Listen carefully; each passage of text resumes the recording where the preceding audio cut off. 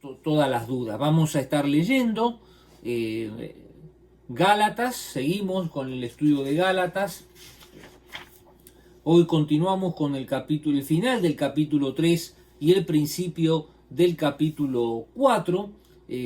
Pablo sigue haciendo un estudio muy fuerte y declaraciones muy fuertes sobre la libertad que tenemos que vivir los hijos de Dios. Recuerde que Pablo estaba muy preocupado porque se había metido un grupo de judaizantes. Los judaizantes querían que los cristianos, nosotros, para decirlo en términos modernos, practicáramos todos los ritos de la ley judía y todas las prácticas de la ley judía. Y entonces Pablo trata de explicarle a esta nueva comunidad de los Gálatas, de la iglesia de Galacia, y déjeme que le explique bien cuál era el problema que existía en la iglesia de Galacia. El problema era que esta iglesia de Galacia no tenía una, ¿cómo le puedo decir? No tenía una tradición judía. Es decir, eran toda gente que no pertenecían no eran judíos que se habían convertido al cristianismo, eran gentiles. Es decir, eran personas que no tenían absolutamente ningún trasfondo, no tenían ningún conocimiento de lo que era la religión judía, pero esta gente, estos judaizantes, vinieron y entonces empezaron a traer todo ese bagaje, toda esa carga de la religión judía y se lo querían meter a los nuevos cristianos. Y entonces eso empezó a generar toda una serie de complicaciones y Pablo se entró a desesperar, porque el gran problema que le agregan los judaizantes era que cumpliendo los requisitos de la ley les aseguraba a ellos la salvación, cuando en realidad, mis hermanos, y eso ustedes lo saben muy bien, la salvación estrictamente es ¿por qué?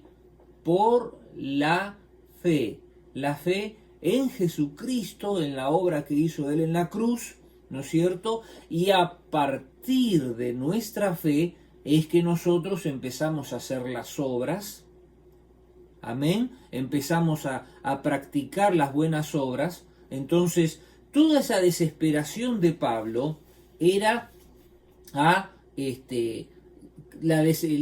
preocupación estaba centrada en eso, en preguntarles a ellos qué es lo que les había pasado. Por eso el miércoles pasado habíamos leído que les decía necios, insensatos, y en algún momento dijimos que la verdadera traducción no era solamente necios, insensatos, y de hecho alguna traducción de la Biblia lo ha agregado, que donde dice, oh Gálatas, estúpido, dice, ¿quién los embrujó?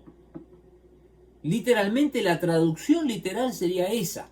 Gálatas estúpidos, dice, ¿quién los embrujó? ¿Quién les hizo un hechizo o algo que se sintieron fascinados?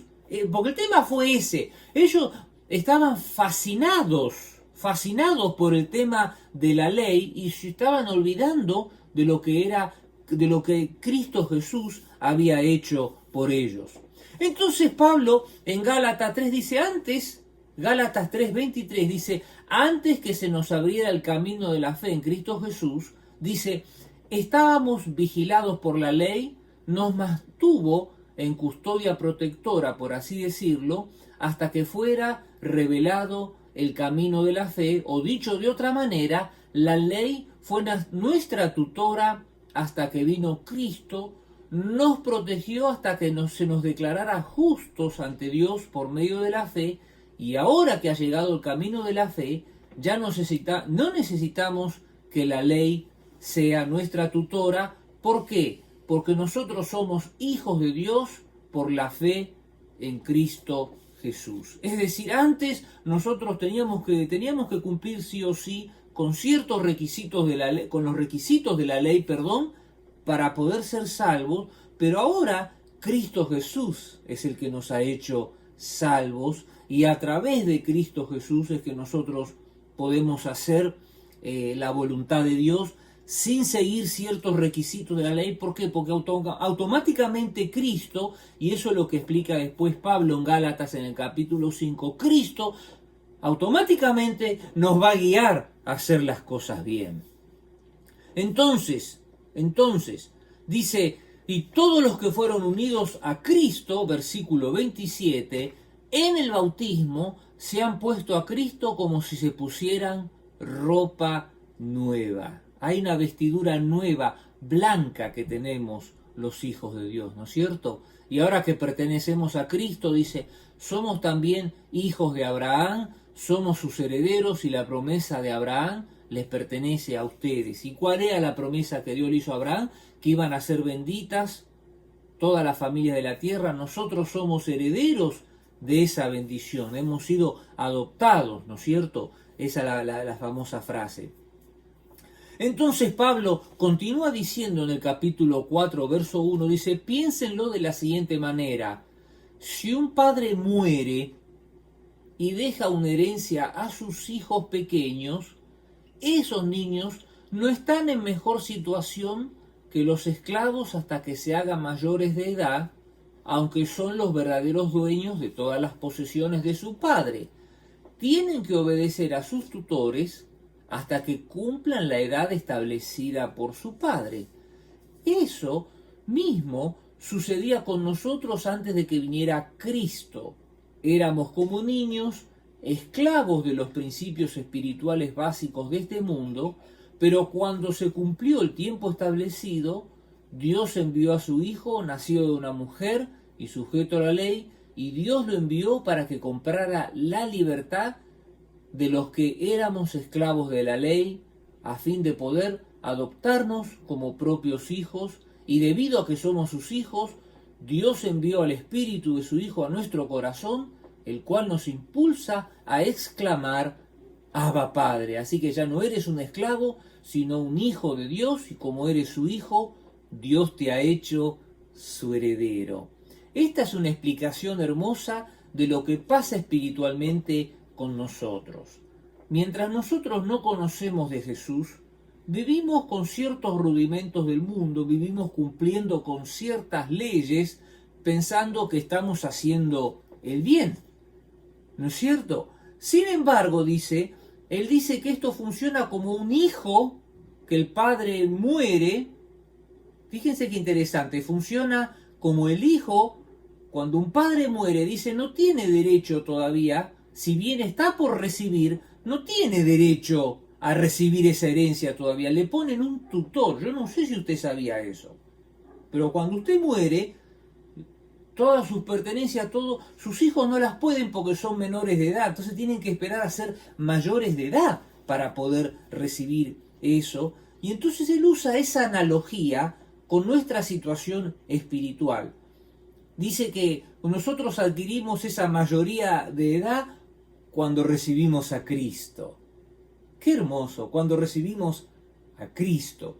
Entonces cuando nosotros recibimos a Cristo, es como que nosotros empezamos a entender el verdadero sentido espiritual de todas las cosas. Buenas tardes, Carmen, veo que has entrado.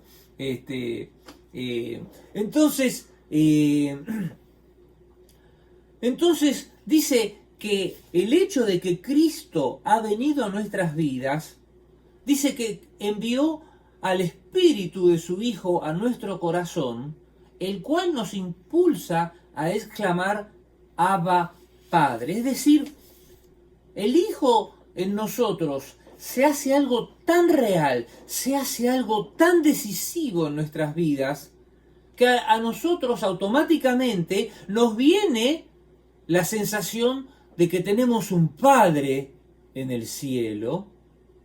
Fíjense qué tremendo.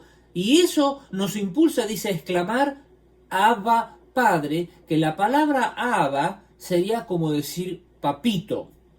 Nosotros no le decimos a cualquiera papito, ¿no es cierto? Papito para mí es uno solo, fue mi padre terrenal.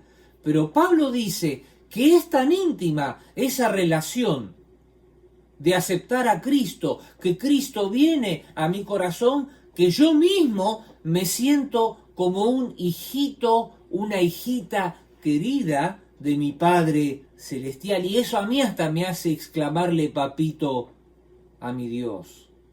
Qué hermoso, ¿no es cierto? Esa es la imagen que está utilizando Pablo, ¿no es cierto? Entonces dice en el verso 7, ya no eres un esclavo sino un hijo de Dios. Claro, si lo empiezas a exclamar, empiezas a decir papito, ¿no es cierto? Dice, y como eres su hijo, también somos herederos, ¿no es cierto? Es decir, nosotros tenemos esa herencia espiritual, esa bendición espiritual, esa riqueza espiritual es para nosotros. Esa era la intención de Pablo, entender que nosotros fuimos liberados de toda esa ley, ¿no es cierto? Pero a la vez hemos sido adoptados, ¿no es cierto? Adoptados en el sentido estricto de que pasamos a ser hijo con todos los derechos, con todas las prerrogativas, ¿no es cierto?, que tiene un hijo.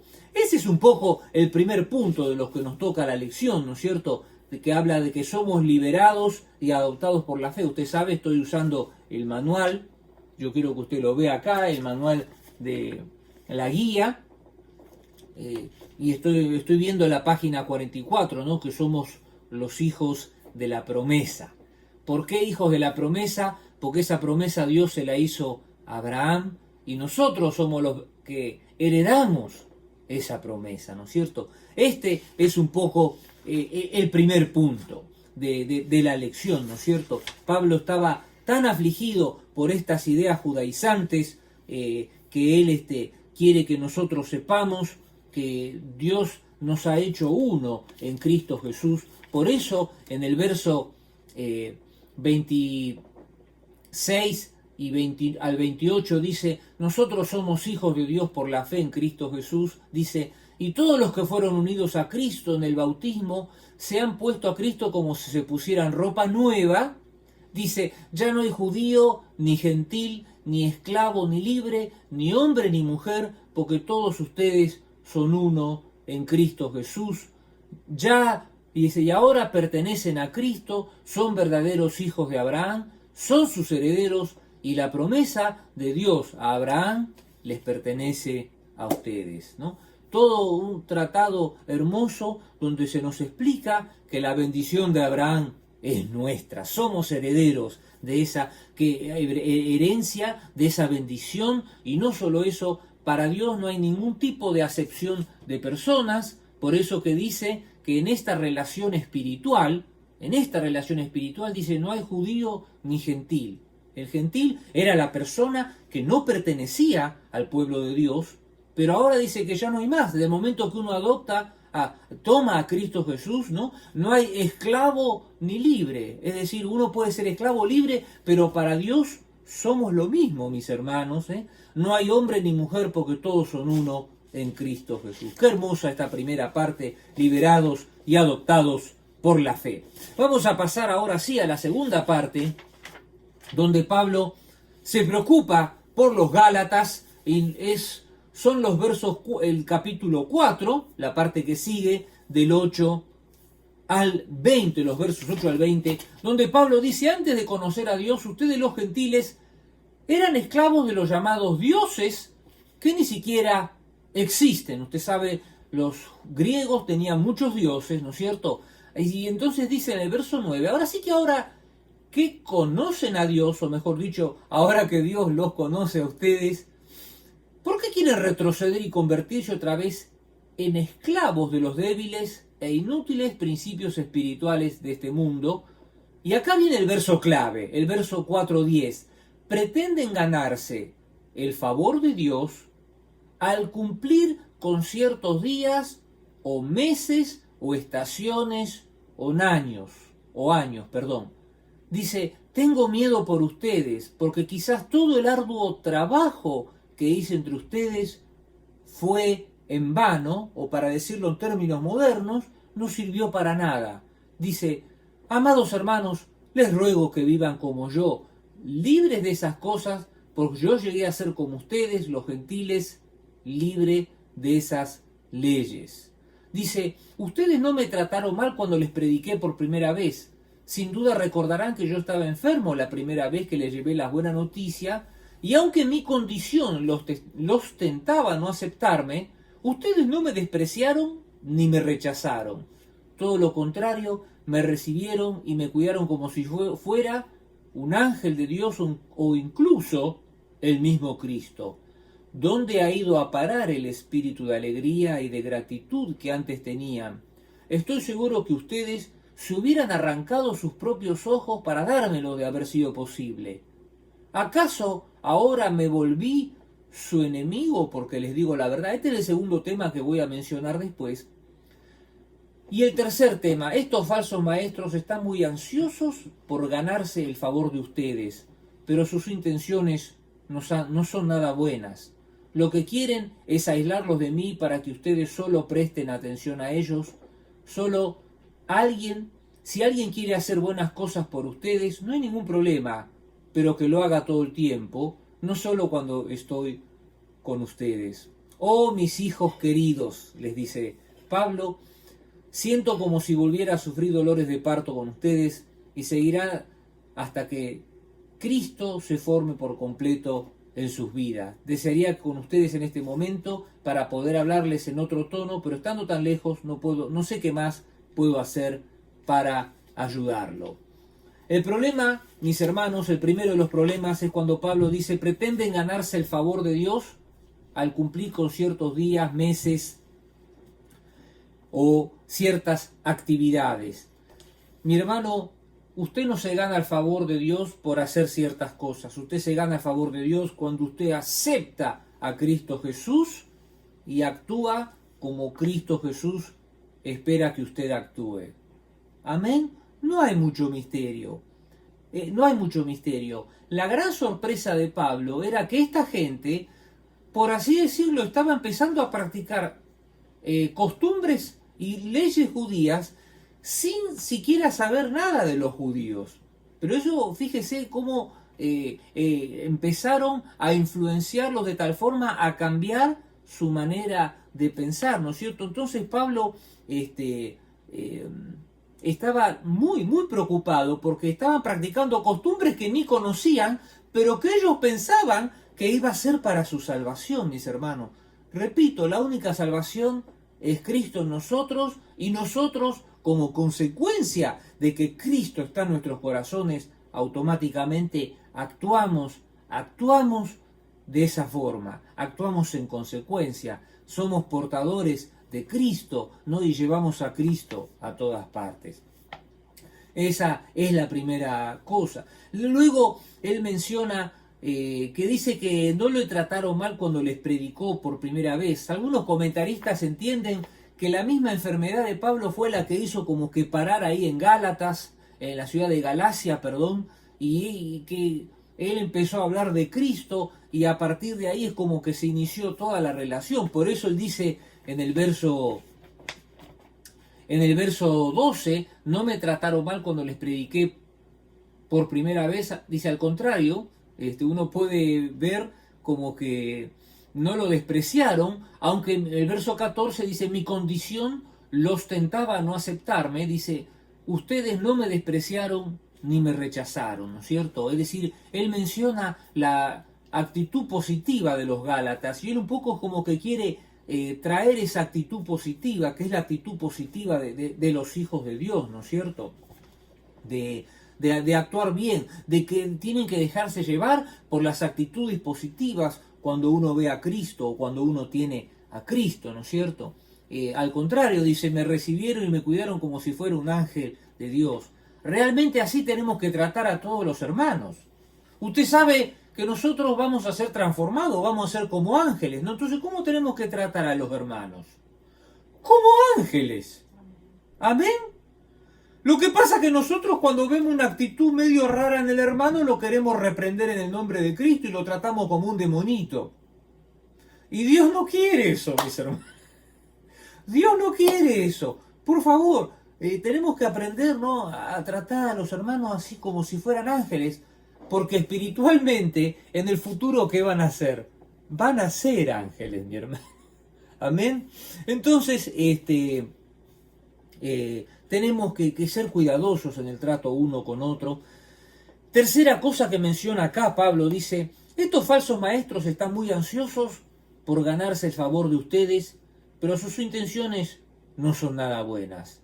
Lo que quieren es aislarlo de mí para que ustedes solo les presten atención a ellos. El verdadero maestro espiritual, mis hermanos, ¿a quién los va a guiar a ustedes? Los va a guiar a Cristo.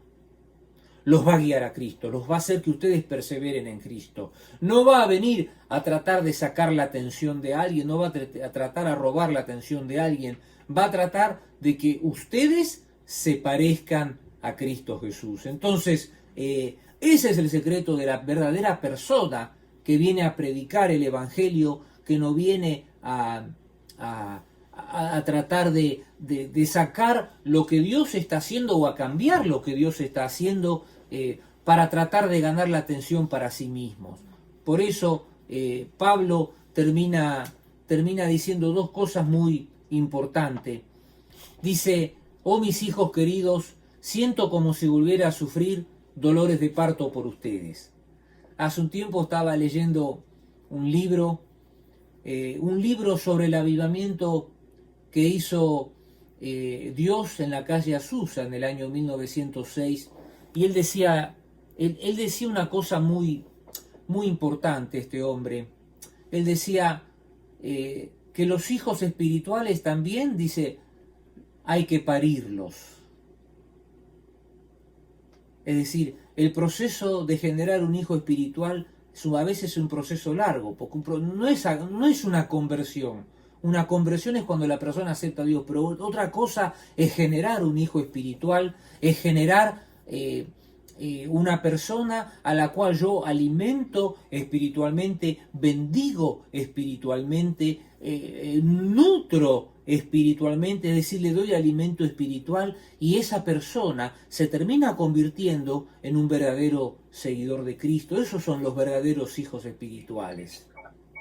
Entonces, ese es el secreto, ¿no es cierto?, de la vida espiritual. Por eso Pablo dice: siento como que volviera a sufrir dolores de parto con ustedes. Es decir, fue un parto haberlos hecho hijos, y ahora se les estaba convirtiendo otro parto más, porque se estaban yendo de la enseñanza, ¿no?, que les había dado, ¿no? Dice: siento dolores de parto, y seguirán, dice, esos dolores. Miren qué interesante, ¿no? Este es el camino del discipulado. Esos dolores seguirán, dice, hasta que Cristo se forme por completo en sus vidas, ¿no? Como el discipulado es un proceso hasta el momento en que la persona toma esa madurez espiritual, y yo no tengo que decirle: ay hermano, tienes que venir a la iglesia, ay hermano, no te aflojes, ay hermano. Al contrario, es una persona que está todo el tiempo alentando, bendiciendo y ayudando a todos los que les rodean, ¿no es cierto? Esa es un poco la segunda parte, ¿no?, del estudio, lo que Pablo menciona. Y finalmente nos queda el tercer punto, que son el capítulo 4, los versos 21 al 31. Les dice Pablo en el capítulo, en Gálatas 4:21, dice: díganme ustedes, los que quieren vivir bajo la ley, ¿saben lo que en realidad dice la ley? Las escrituras dicen que Abraham tuvo dos hijos, uno de la mujer esclava y el otro de su esposa, quien había nacido libre. Era la esposa Sara, ella era una mujer libre. El nacimiento del hijo de la esclava fue el resultado de un intento humano por lograr que se cumpliera la promesa de Dios. Pero el nacimiento del hijo de la libre fue la manera en que Dios cumplió su promesa. ¿Recuerdan que Abraham recibió la promesa de que iba a tener un hijo? Entonces, como la visión se tardó, ahí dijeron: bueno, vamos a probar nosotros. Ahí Sara y Abraham probaron con el hijo, no probaron con Agar, ¿no es cierto? Y tuvo un hijo, y ahí él declara eso como el esfuerzo humano para lograr que se cumplieran las promesas de Dios. Cuando Dios promete algo, no necesita su ayuda. Amén. Dios, si le va a prometer algo, se lo va a dar, mi hermano. Amén. Entonces,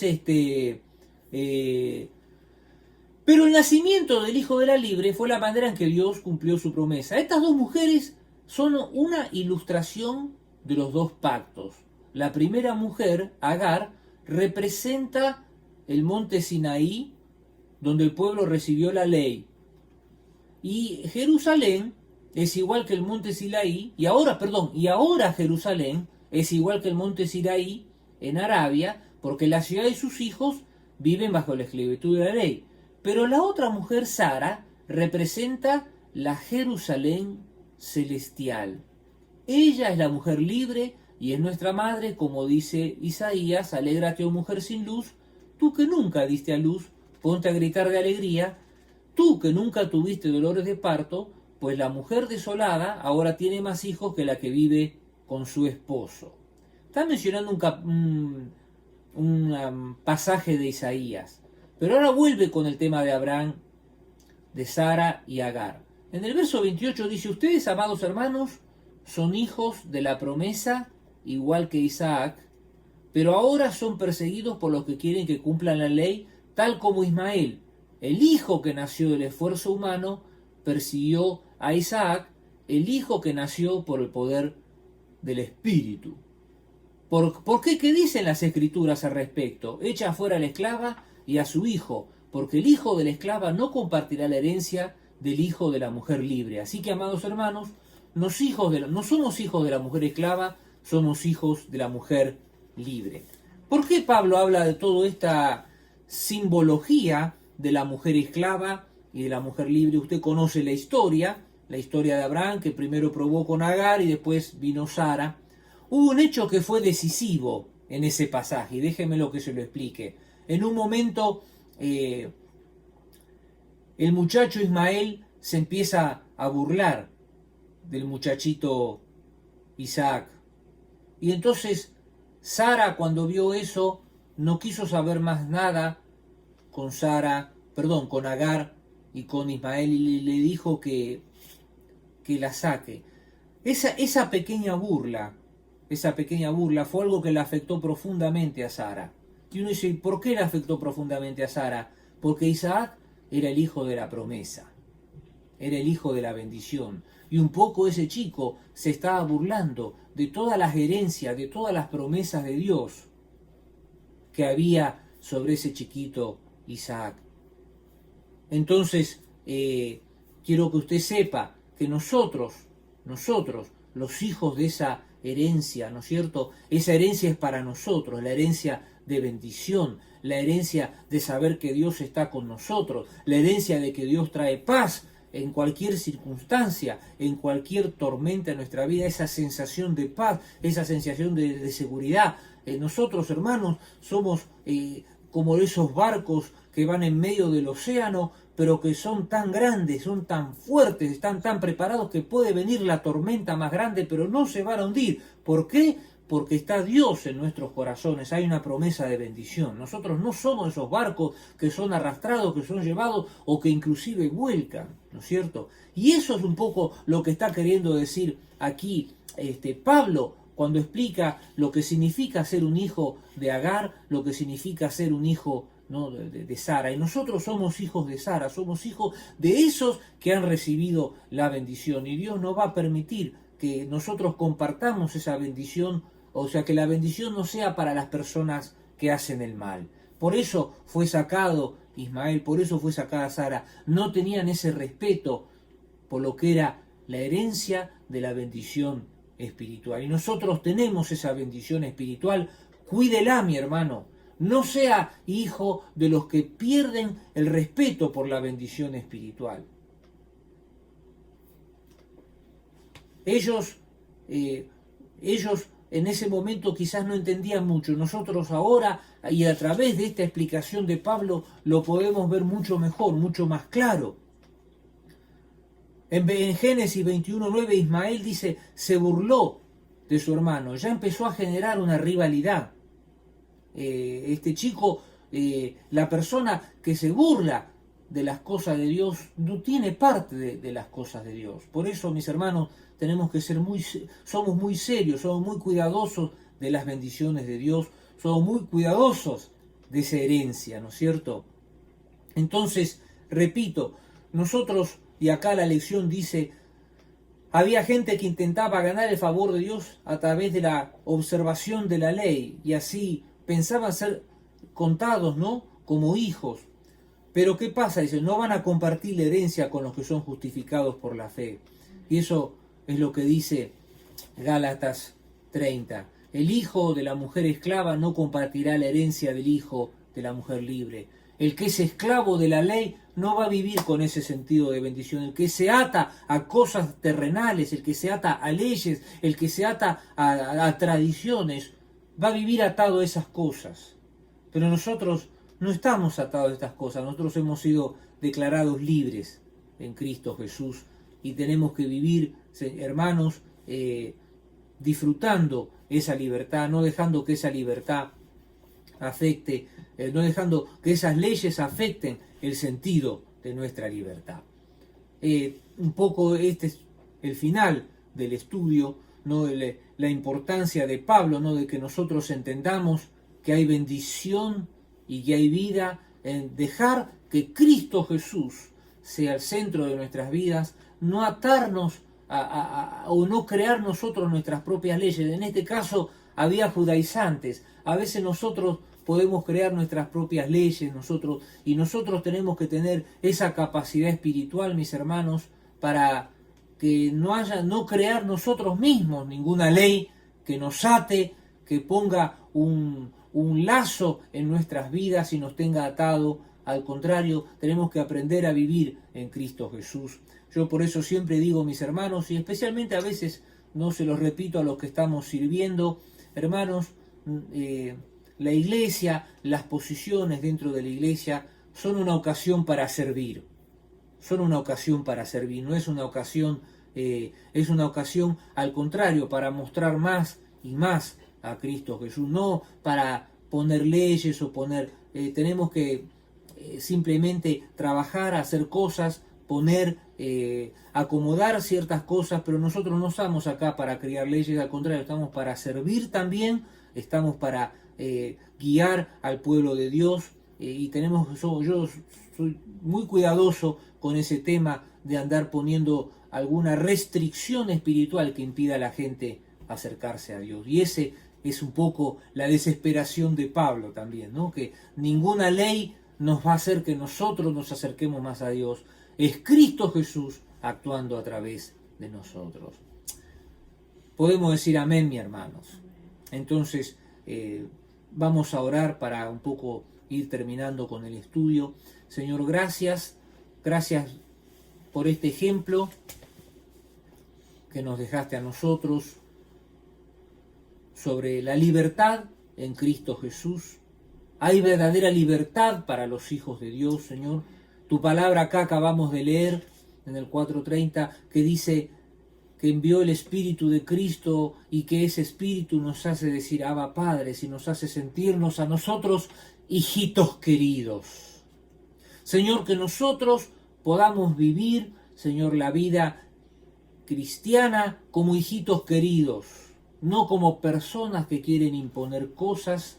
Todo lo contrario, que podamos vivir, que podamos compartir, Señor Dios, este amor de hijitos, Señor, y como hijitos, verdaderamente nosotros somos hermanitos, ¿no?, del mismo Padre, hermanitas del mismo Padre, y que podamos vivir, Señor, en esa, Señor, sensación de familia, porque eso es lo que verdaderamente anhelamos, Señor, lo que queremos, Señor, ese verdadero sentido de familia espiritual, donde tenemos un Padre que nos ha dado esa gran bendición y que nosotros podemos vivir dentro de esa gran bendición. Clamamos a ti, Señor, para que ninguna, Señor, nada afecte, Señor, esa calidad espiritual que tú nos has dejado a nosotros para vivir, Señor, en tu bendición, en tu libertad, Señor Dios. No queremos imponer ninguna regla, no queremos, Señor Dios, estar atados, Señor Dios, a ninguna regla humana, a nada, Señor Dios. Lo único, Señor Dios, es simplemente haber entregado nuestras vidas a Cristo y vivir de acuerdo a esa voluntad de Dios en nuestras vidas. Señor Dios, gracias porque esa bendición que tú le diste a Abraham nosotros la podemos también disfrutar ahora, Señor. Nosotros somos parte de esa bendición, nosotros somos el destino de esa bendición. Gracias, Señor Dios. Ayúdanos a que toda esta buena noticia, Señor Dios, esta sensación de ser hijos, la podamos compartir con otros. Señor, con alegría, Señor Dios, que los otros puedan ver que nosotros somos hijos alegres, somos hijos felices. Felices porque Cristo está en nuestro corazón. Te agradecemos, Señor, por esta palabra, por este estudio. Te agradecemos en el nombre de Cristo Jesús. Amén y amén. Amén, mis hermanos. Dios les bendiga.